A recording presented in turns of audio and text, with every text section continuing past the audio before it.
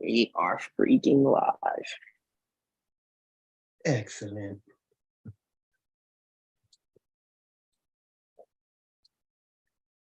All right, let's see. See if anybody joins real quick. Give them a couple seconds. Yeah. Definitely want to see what the Liberty line posted. See what this man Stephen Conrad got to say. I know he gets a little rowdy. Yeah.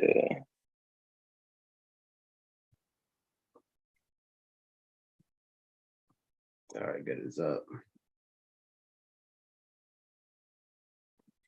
It's up. All right, brother. We're live, man. What are your what are your initial thoughts on the press conference? Man, well, it was a The pretty first meeting you vanilla. watched. It was a pretty vanilla pod, not pod, but I guess press conference. But one of my key takeaways is probably the most important thing that I got out of it was that he recommended the firing of Doc Rivers, to ownership. Like that was something that he brought up. It wasn't. And also he said like Embiid was surprised. And he said Embiid, he never said Harden. I don't want to speculate that he and Harden, like both, like it was like they were in cahoots. That could be a possibility, but it's not confirmed. But it was that he's the one that recommended. Like it had as far as we know, it wasn't any kind of like player input on that firing. And also when he said that the new coach that they're going to hire, the players won't have input on that. Yeah, I like that. So so do you like that or not? Like I want to hear what do you actually like that? It's conflicting because it's like I like the fact that I guess like you definitely want to include Joel Embiid in your search. And I don't think that Harden should have a ton of say. I don't know, man. I guess I'm kind of conflicted on that. Like, I definitely don't think Harden should have any say on the coach. I think that Joel could have a little bit of say, but I don't know if that's Joel's personality, kind of like what he said after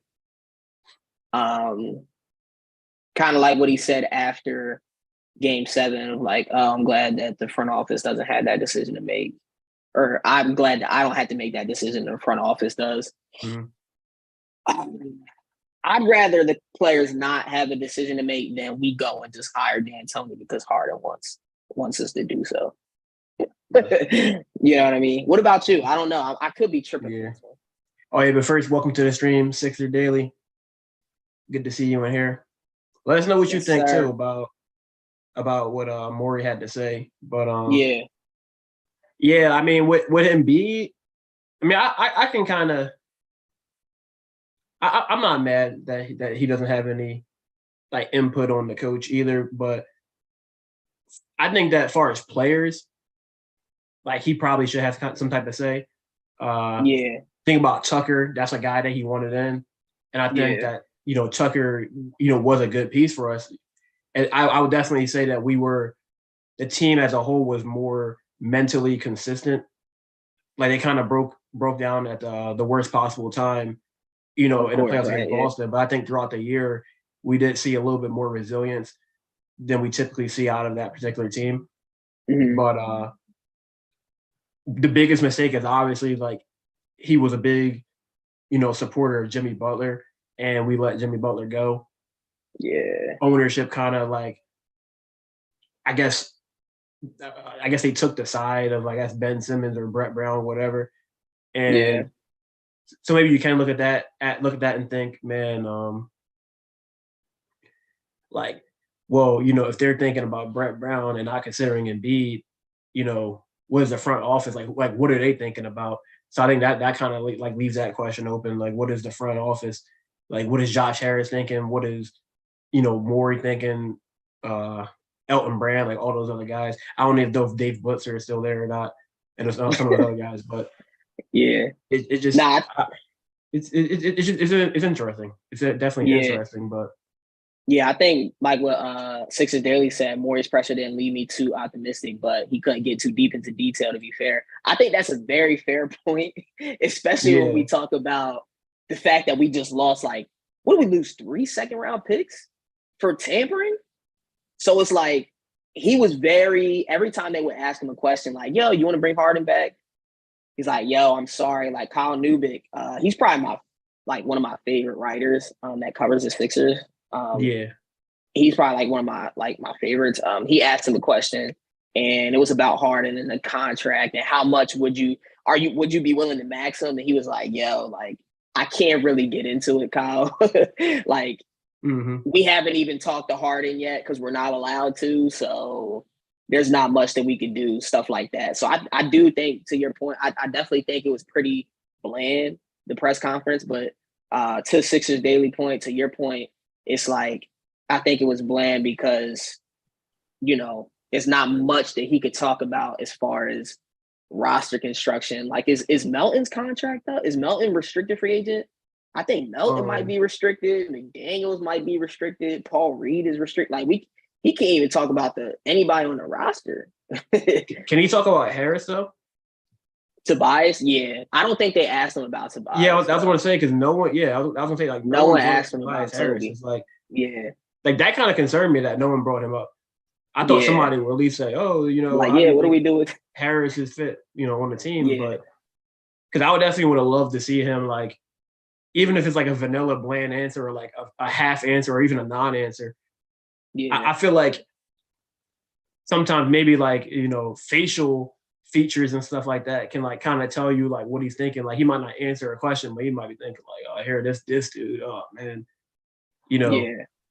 probably so we get a chance to read too much into things, right? And speculate, make our own headcanon. Yeah, put words in his that's mouth. facts. I thought something else you brought up was the Embiid being surprised by the firing. I do think that's interesting that Embiid is like shocked. I'm surprised. I mean, but Joel Embiid, man.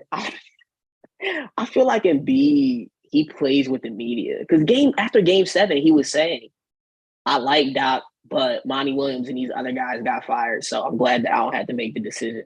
So you knew it was a possibility. So I don't know why, like don't act like you. What?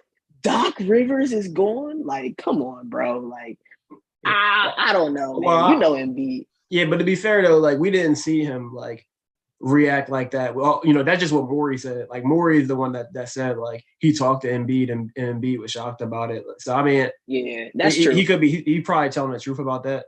Yeah. Because they asked him about what Stephen A. Because Stephen A. said he was pissed. Like Stephen A. said, Joel Embiid was not happy that Doc Rivers was fired, and I feel like I've been seeing on Twitter there's this like split of.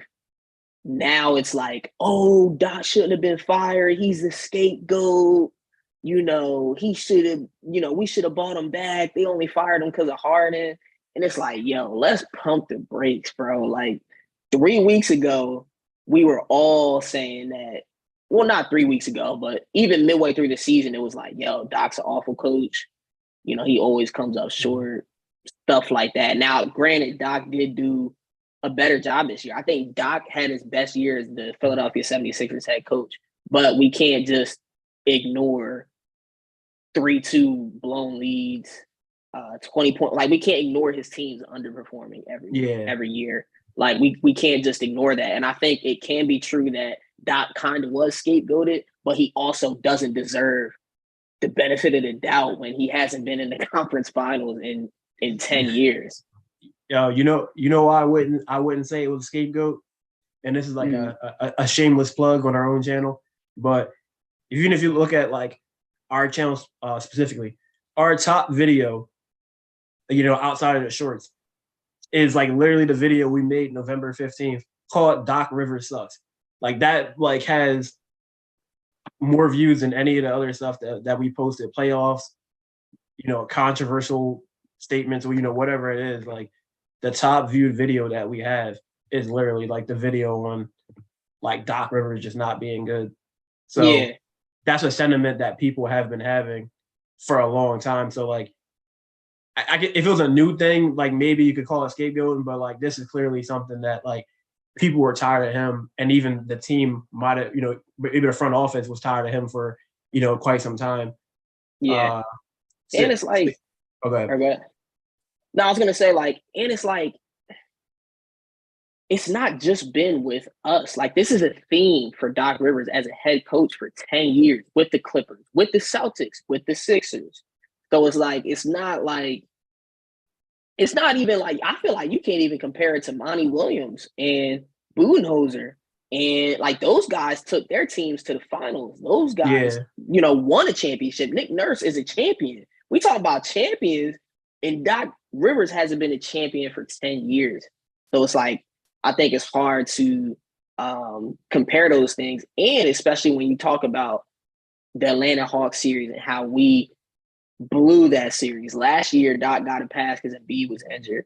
And then this year, being up 3-2 at home and then just getting smoked in game 7, I just don't see how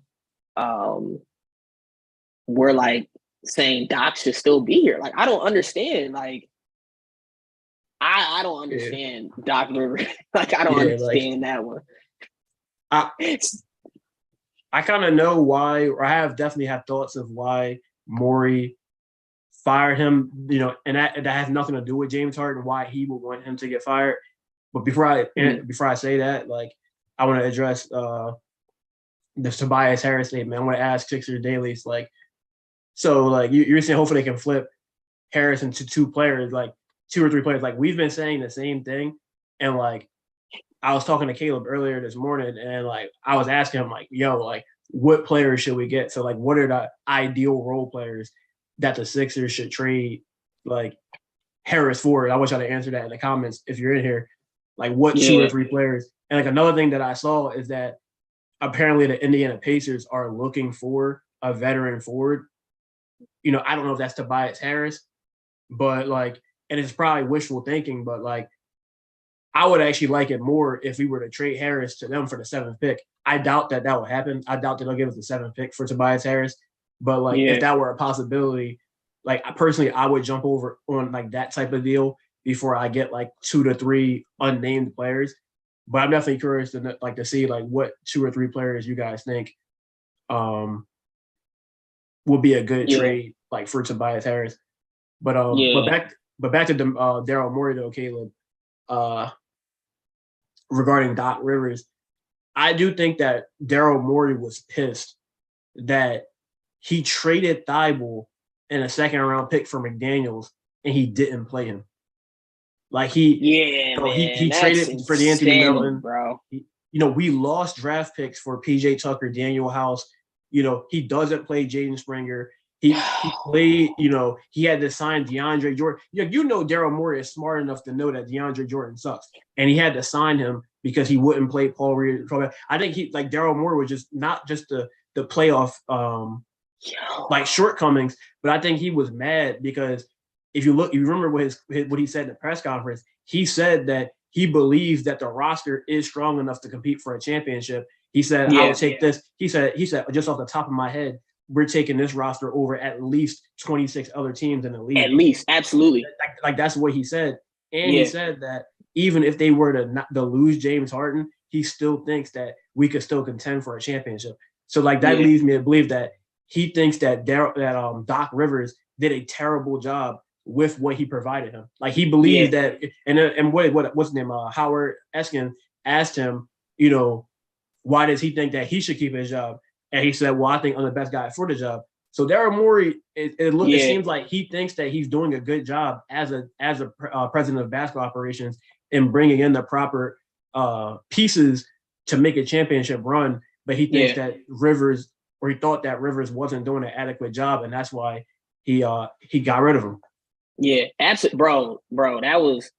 That's an elite take because it's like I've been thinking so much about what Doc has missed as far as X's and O's. in this series, and we talked about it on the pod last night. It's like, yo, we didn't run an offensive set in game 6 with 5 minutes left, up 2. I was in the stadium. We didn't run a single offensive set. Wow. That's got to be on the coach. Like, we literally, everybody in our section is like, where's the pick and roll? Where's Maxey? What are we doing on offense?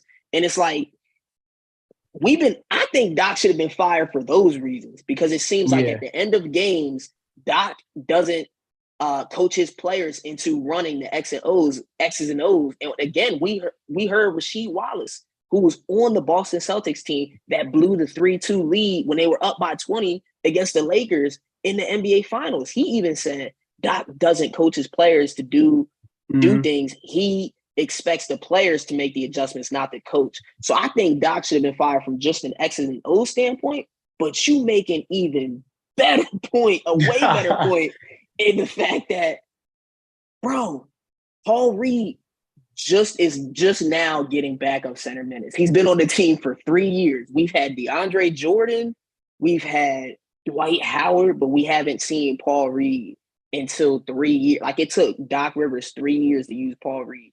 We seen Isaiah Joe go and have success in OKC. What do the Sixers lack? A lengthy perimeter defender who has length, who can shoot the three. We have Melton, but we don't have, other than Melton off the bench, we don't have any other wing guys that we can trust to knock down a 3-point shot. Like, even Daniel House in that game 6 missed a couple open threes. And it's like, if that's Isaiah Joe, them Jones might go in. So it's like, him not developing young talent, the Jaden Springers, the Charles Bassies, like, it's like Daryl Morey's giving you players. You didn't even play Daniel House. Daniel House barely played game 6. How does Daniel House give you 10 minutes off the bench? And he's signed to a playing game 6 too. Yeah. Like, it's not even like he's on a minimum. Like, he's making a pretty decent contract.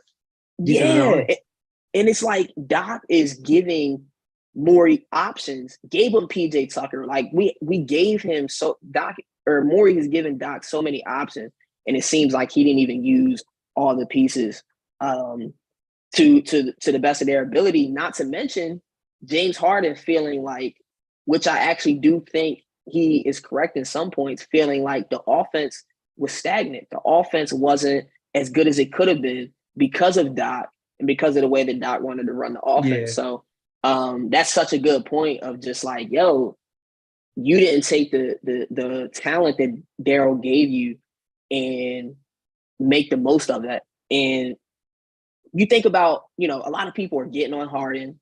I said this yesterday. Harden gave us 2 40-plus point games. He was an elite playmaker in game 5. Harden gave us 3 really good games, 3 really good W's.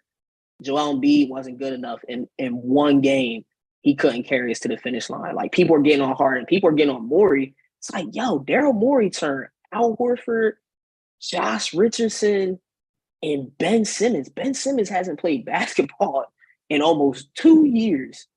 And he turned that into James Harden, DeAnthony Melton, House, Paul Reed. He drafted Isaiah Joe. He drafted Bassey. It's not his fault. He drafted Maxey. Drafted Maxey when other teams passed on him. It's not Daryl Morey's fault that Doc Rivers didn't play Paul Reed, Isaiah Joe, and Charles Bassey for 3 years. Whose fault? He didn't even play Maxey his rookie year. He didn't even play Maxey his rookie year. We had George Hill defending Danilo Gallinari, and me and you are begging Paul Reed to get some makes at the 4. Paul Reed is a natural power forward, and we haven't seen him play power forward in 3 years. How?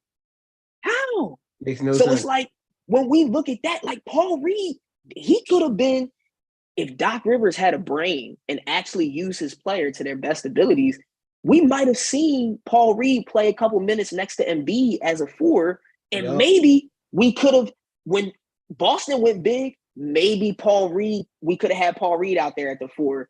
Yeah, maybe we're not getting as many threes because Paul Reed can't shoot, but Robert Williams can't shoot either. So it's like, maybe that's an adjustment that could have been made, but Paul Reed hasn't played the 4 position in 3 years, so we just don't know.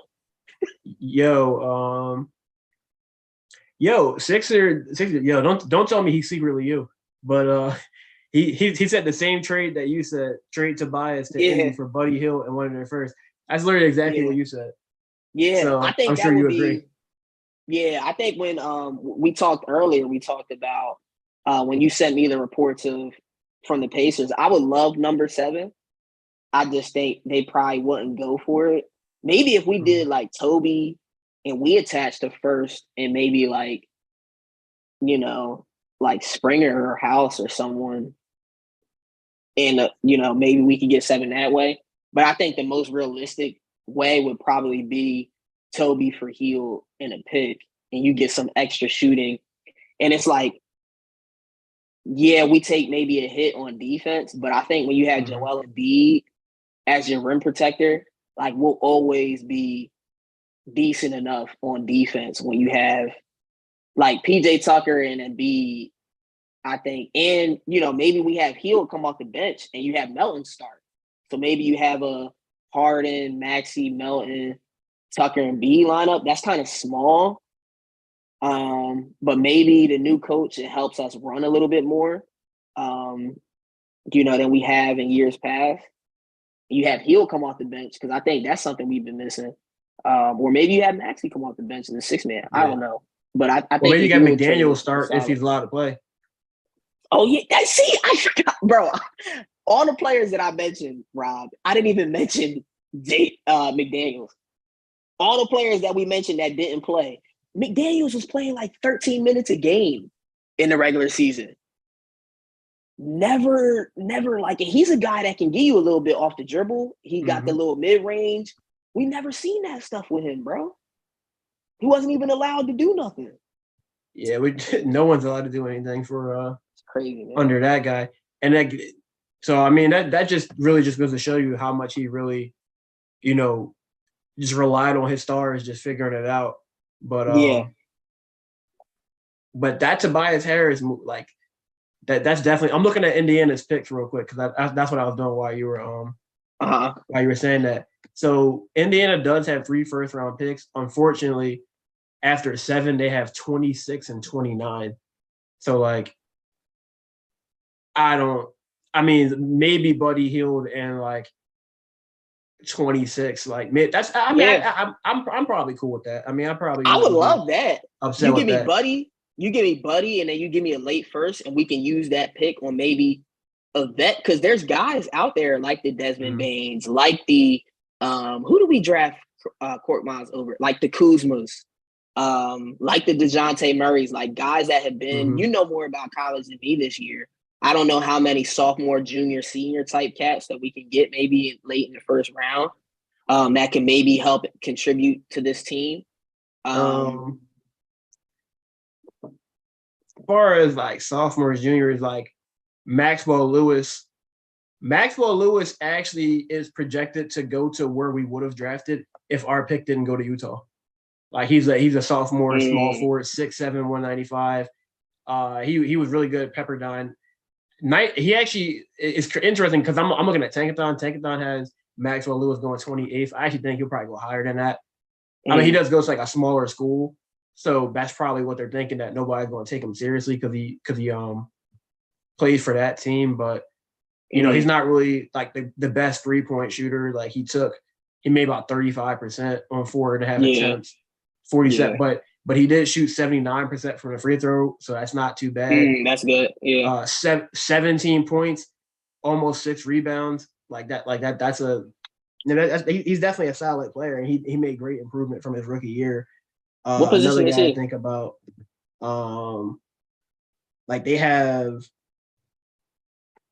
no. I mean, he's a freshman. They got Noah Clowney falling. That's definitely a good power forward to have. I was gonna say any power forwards. I feel like the Sixers need. Oh, my bad. Here's another one. Now he's still younger, but like he'll still be a project. But Bilal Coulibaly is like projected to go around that range too. Like he's on the same team as Victor Wembanyama. Now he comes off the bench. He doesn't have a lot of experience. He doesn't get a lot of playing time and stuff that that Wembanyama got. And he wasn't a focused player, but he played 22 minutes. Actually, I don't know. Is it accurate? I don't think he even averaged that much. Let me go to his sports reference real quick. Mhm. because like what they got on Tankathon, like I don't even know if he played that many minutes. I don't really remember him playing that often. So Yeah, maybe I don't know if they gave him more towards the second half of the season, but yeah. let's see. I Let's think the see. Sixers could benefit from. I like the heel trade, but I think the Yeah. Sixers could also benefit from a stretch four who can rebound. They can either benefit from a stretch four that can rebound in the trenches, or they get a guy like Buddy Hield and Joel Embiid decides that he wants to start rebounding the basketball again. Because it's like Right. if we go even smaller, it'll be even worse on the boards. And it's like Joel is 7-2. Like we should be a better like there's no reason for us to be one of the worst rebounding teams in the league when we had Joel Embiid on our team. Like no other team that has like AD and Jokic and Gobert and Capella, like they rebound well. Hopefully Embiid puts more focus on the little things. And like that's something that was encouraging from the press conference is Embiid went to Daryl Morey and was like, yo, I've been folding the playoffs my whole career. There's things that I know I can work on. Hopefully Embiid, I hope that Joel Embiid is sitting down watching Nikola Jokic He has to. play for the rest of the postseason. Like, yo, it's not even always about the big things. Joel Embiid can do the step backs. He can do the dribble moves. He can do this and that. But it's like Jokic has more of an offensive impact just by setting the right screens, just by being able to not be double teamed. You know why Nikola Jokic doesn't get double teamed? Because if you double team him, he's kicking it and they're going to crush you. Like you can't double team Jokic because he's going to make the right pass and you're going to get cooked. So you're better off just going one-on-one. Yeah. yeah. I mean, that's true too. They also have benefit of having a much better coach too, who had make sure the players are running sets, they're cutting, they're moving they're getting to the right spots and everything else. Yeah. Like it's not just like Doc Rivers' idea of offense was give the star the ball and everybody watch the star and see what he's going to do. Where and Mike Malone is you give Jokic the ball, but everyone is reacting and doing different things based off the sets that they're running and how the defenders are defending Jokic. So like it just I don't understand how that guy was a head coach for 24 years. But looking at like Koulibaly real quick, like I got his actual stats. Like I don't know what they had on freaking Tankathon, but his real stats, he averaged 5 and 3, which is terrible. Like from face value, but he was coming off the bench, only played 18 minutes a game, shot 53% from the field, 45% from three, but on a low volume. But he's a 6'6" forward, and he's projected where like he might commit. I don't know if he's going to commit to this draft or if he already did. Like he's expected to commit to the draft, but if he doesn't, like they're saying that if he doesn't come out in this draft, he'll probably easily be a top 10 pick next draft. Like you're saying, like he had that much upside. Like he just got called up to the professional team this year. He's only 18. He just got called up for the season that's ongoing. But when he was like 16, 17, like he was still playing in like the 21 league, and he was averaging like 22 and 7 and stuff like that. Like he was dominating the U21 league, and he was like a teenager. So there's definitely some guys. Yeah, I definitely think they could use some youth, and they could use like another forward, for sure. Like I think he would be a good pick. I think any young forward, I think that has like decent, polish could like really come in and help this team. Sixers Daily left the comment said Sixers have to invest in Maxey, taking another leap next season. I believe he can do it. He's a hard worker. Yeah, absolutely. Man. I think that's one of the things that. Because I think about the thing that gives me hope, and I've been adamant about it on Twitter, is I think that the Sixers should run it back, minus Doc Rivers, that's a check mark, minus Tobias Harris, seeing if you can get, a role player or two, even if you can turn, like 2 role players is getting Buddy Hield and then pick 26. Like if you could do something like that for Toby, I think they should do it. But I think the other thing that gives me hope is Tyrese Maxey. We saw a big improvement of defense from him.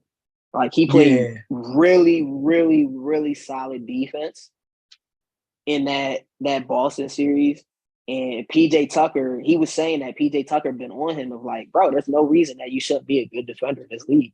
You're freaking 6'1", 6'2". You put on muscle, you got the size, you got the wingspan. Just go play defense, dude. Like, stop being a baby. And he stepped up in that Boston series. Like, I think he really stepped up.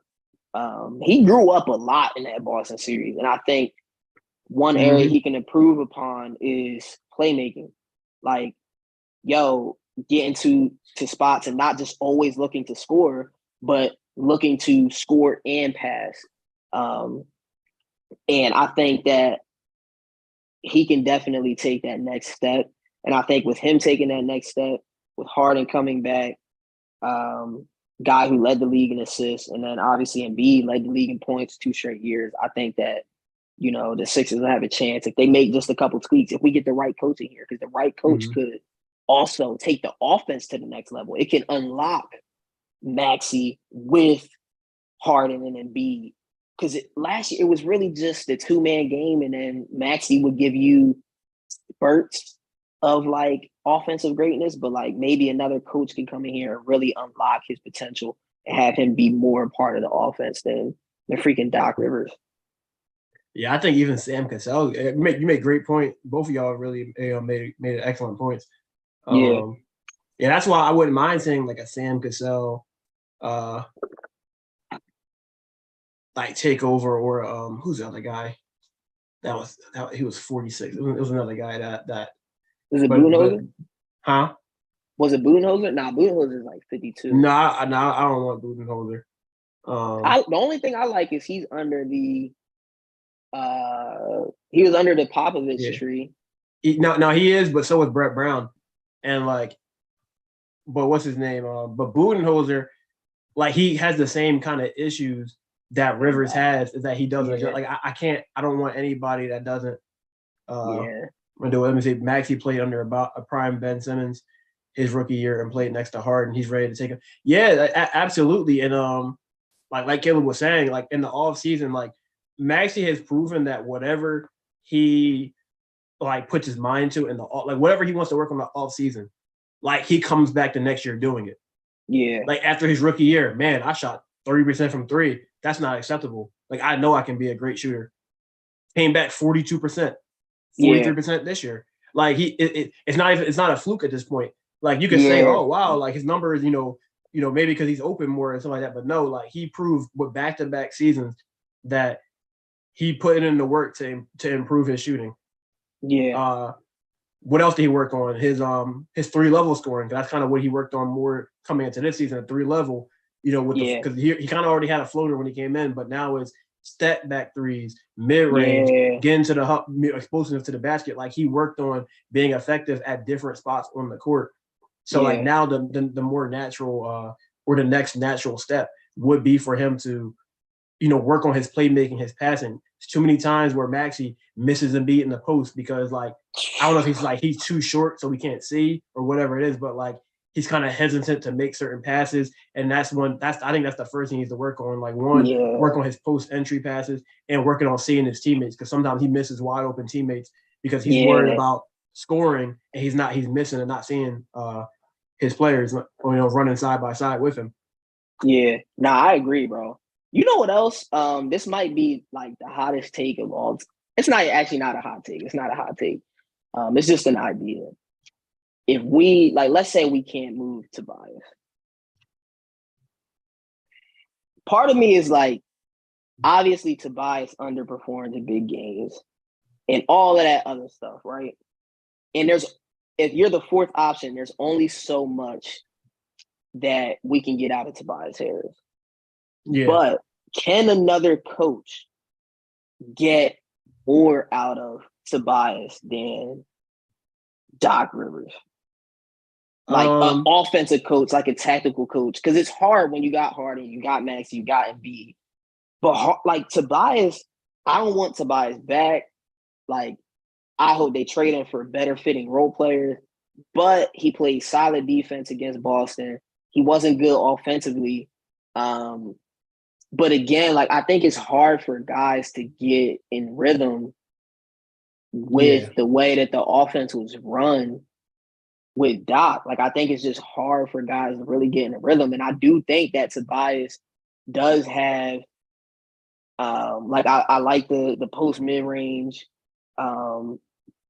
just stuff like that, man. Like him getting his shots. Like, and obviously you don't want Toby having the ball too much when you got Maxey, Harden, and Embiid, but it's like some way, somehow trying to work him more into the offense.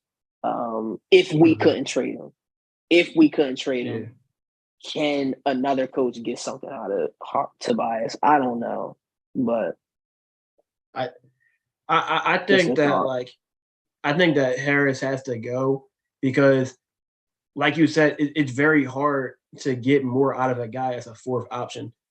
Like we can't want Maxey to take a next, a leap forward, and want Harris to be averaging 5 more points a game, like 4 more points a game. Yeah, like you can't get both. Like I would say, because really, one thing I was saying is that, like, I don't even want Embiid scoring 33 points.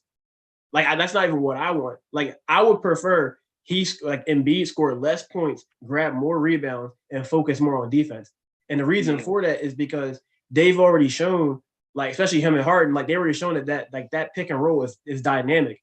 If he's not sitting there trying to ISO, like it's good that you can do it, as good as you can dominate, but it's like those are just like style points. Like they don't really matter in the long run. Like if we run a competent offensive set, like Embiid's going to average 25 plus points no matter what, because he's just that good of a player. But like he can easily score within the flow of the offense and shoot 58, 60% from the field, still shooting 85 to 90% from the free throw line, and shoot 33 to 36% from three. Like you can do it no matter what. But I would rather them allow Mike or whoever next coach that we get to allow Maxey to be like a 20-something point games scorer, or even have more playmaking responsibility. Yeah. Because Harden gets older, I don't want him having the ball the whole possession, because like he's too old to be doing that. Yeah. And I think that having Maxey grow is very beneficial, and having the right coach could definitely make it a more seamless fit. But I do think that Harris is not going to be a seamless fit, because one, his style of play, and like he's making too much money for his role. It's like we have too many guys that kind of need the ball for like 5+ seconds. There's only 24 seconds in a shot clock, so you can't have Embiid who needs the ball for 5 to 10 seconds, Harden who needs the ball for 5 to 10 seconds, and Maxey who needs the ball for about 5 seconds, because like there's no time left for Harris. Or whoever the fifth player is on the court. Yeah. So Buddy Hield, he don't need the ball ever. Buddy Hield, that's fact.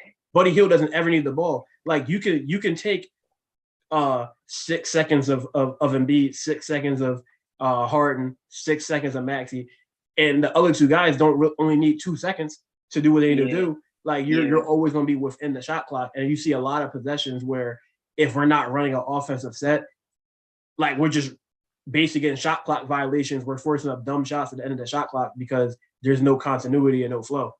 Yeah. That's a good point, bro. That's a good point. I think what you said, I think, is a very great point about moving Tobias. And I think Sister Daly said, got to move Tobias only because the money he still has. Once his contract expires, the team can't replace that salary filler because Maxey's extension will kick in. Yep. When does Maxey get his extension? Is it this year, or is it eligible this year? Season? Yeah, we can't give him that joint until next year. No, well, he's not going to kick in until next year, but like he's eligible to get it. So like he'll still get his like $2 million next season, but after that he's going to get his $30 million. And you have to extend Maxey. Like that's not. Yeah, for sure. There's no way around it. Like 100%. I would rather pay Maxey over any other player on the team. Yeah, absolutely. To be honest. Nah, they definitely had to pay Maxey. That's a great point.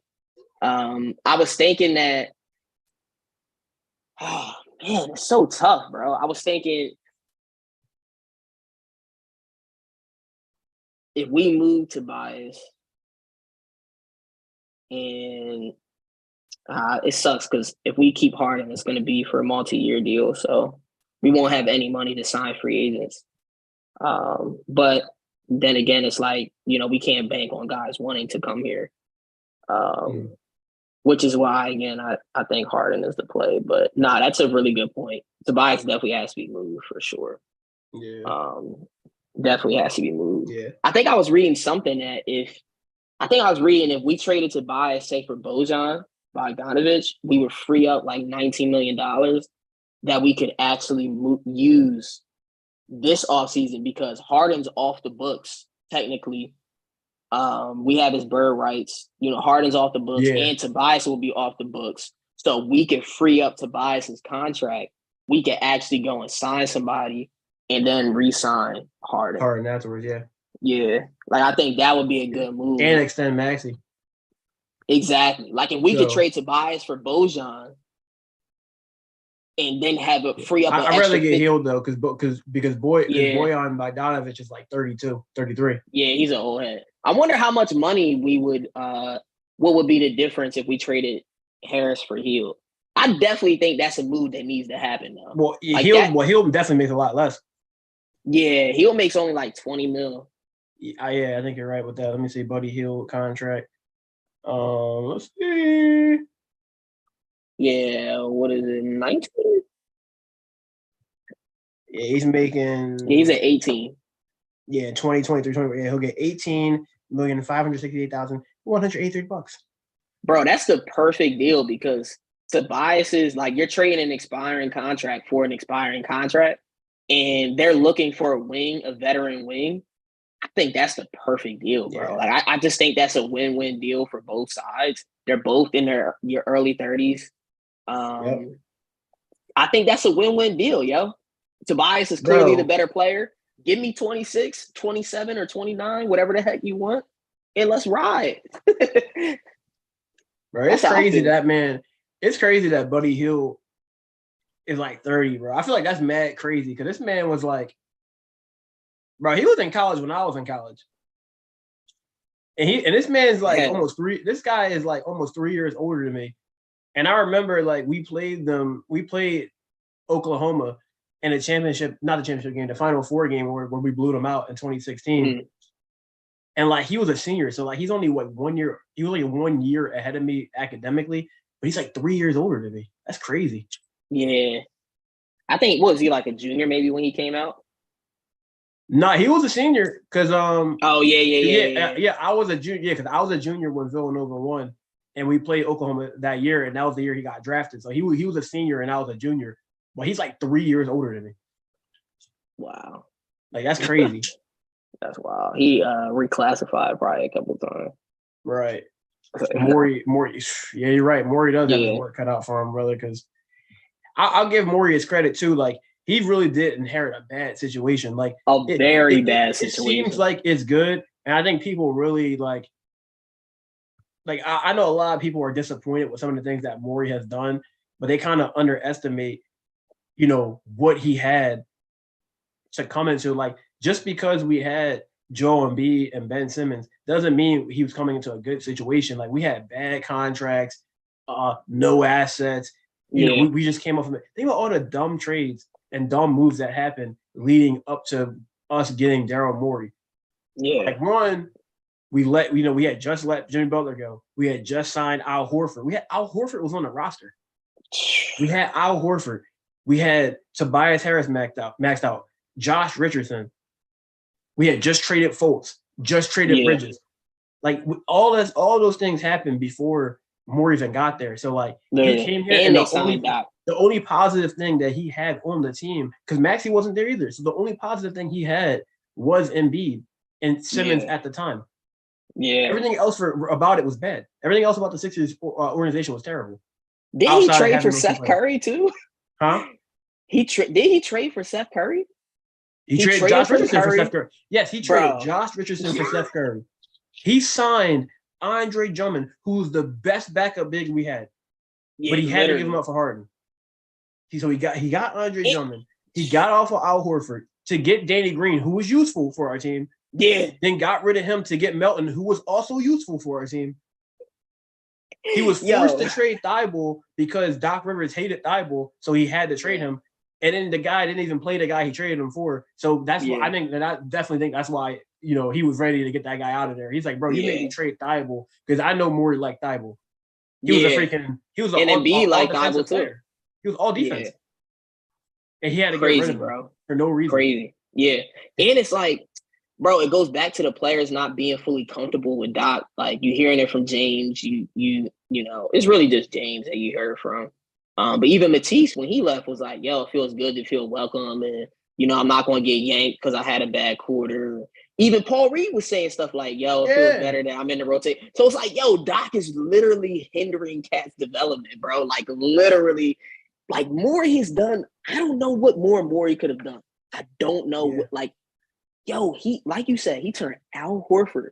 Yo, this dude turned Al Horford and Josh Richardson and Ben Simmons into James Harden, DeAnthony Melton, Paul Reed, Maxey, freaking Daniel House. He even signed Niang, and Niang's been a solid regular season guy. Like, Niang's a good regular season guy. Should he be playing in the postseason? No. But that's not Doc or Daryl Morey's fault. It's not Daryl Morey's fault that George Niang is out there. It's not like Doc doesn't have any other options. Like, we had Paul Reed is a power forward, and he hasn't been used as a power forward at any point in 3 years. Like, George Niang didn't have to be out there at the 4. Like, we could have tried. Like, Paul Reed scored 20-plus points a game in the G League. Like, I'm not saying he's about to come out here and fill it up in the NBA, but it's not like Paul Reed has no skill set. Right.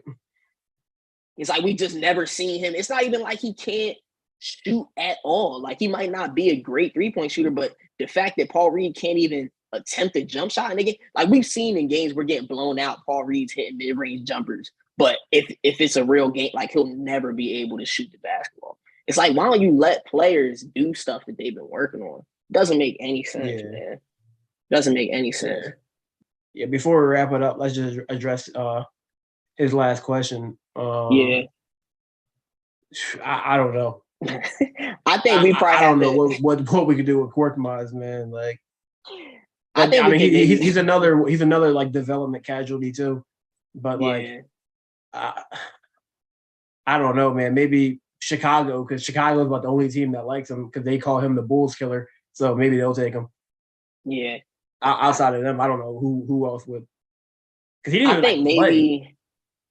Yeah, I think maybe if we attached him with, like, say, you know, he's got $5 million, you attach the $3 million with House, and you attach, like, I don't know. I don't want to say Springer because I think Springer could, like, I don't want to just attach Jaden Springer to any deal, like, just unless it's for a really solid role player. But I'm not about to attach. Like, I seen one mock trade. It was like Korkmaz, House, and Springer for Dorian Finney-Smith. Like, come on, yo. Like, come on, man. Ain't nobody doing that. But I do think that Korkmaz could be attached to a deal to meet, you know, the cap space. But but we would have to be giving something up because he did demand a trade in the regular season. We couldn't even move in that. So, like, if we trade like Maxey, Harris, and Korkmaz for like Dame Lillard, like, you might have to it's like a deal like that. Yeah. But that's pretty much it, man. Like, you know, that's definitely. I mean, we'll see what Daryl Morey can do, man. I definitely think he's a competent president, but it's not going to be easy. Yeah, it's going to be tough. I think there is a little bit of room for optimism. I think what Morey's done thus far, I mean, he's done some crazy stuff, like, you know, like getting Melton last year, even Seth Curry. We were like, yo, we got Seth Curry for Josh Richardson. Stuff like that. I think he's made some good moves. So I'm just hoping that, you know, he continues to push the right buttons. I think he's smart, which is another reason why, and I'll throw this out here and we'll talk about this in a different time.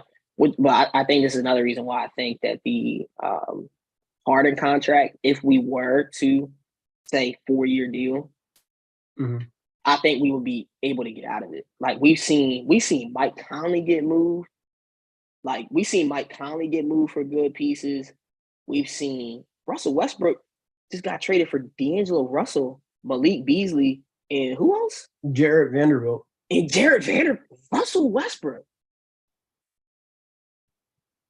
after the season he was having in LA, there's no way that, let's say we give Harden a 4-year deal and he sucks in a year. I don't think he'll suck to the point where he's worse than Russell Westbrook was in LA earlier in the year. Like, I think we'll be able to get something for him. It's not like if we sign Harden, what are we gonna do? We can't move him. Westbrook can land you that package. I believe that Daryl Morey could get us something for James Harden. Something. Right. So, but yeah, we'll see, man. We'll see. All right. But, yeah. Thanks for tapping in. Yeah, appreciate y'all for tapping in. 6 days. Appreciate you, man. Yeah, that's it, man. Enjoy your day, everybody.